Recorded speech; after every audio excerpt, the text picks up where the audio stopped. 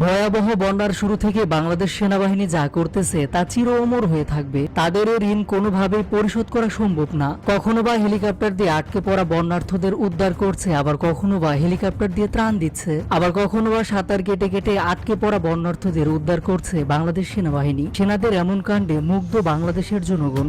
এমন সেনাবাহিনী তো বাংলাদেশের মানুষ চায়, যাদের নিয়ে গর্ব করা যাবে। তবে এবার যে দৃশ্য দেখা গেল তা আপনার মনকে নতুন করে নাড়া দেবে। নিজেই সিঁড়ি হয়ে গেলেন। সামাজিক যোগাযোগ মাধ্যমে ভাইরাল হওয়া একটি ভিডিওতে দেখা যাচ্ছে অনেকে ট্রাকে ওঠার চেষ্টা করছেন। এমন সময় একজন বোরকা পরা মেয়ে ট্রাকে উঠতে পারছিলেন না। এ সময় বাংলাদেশ সেনাবাহিনীর একজন সদস্য কোনো কিছু না ভেবে বসে পড়লেন রাস্তায়। এরপর নিজের এক হাঁটু বিছিয়ে দিয়ে নিজে হয়ে গেলেন সিঁড়ি।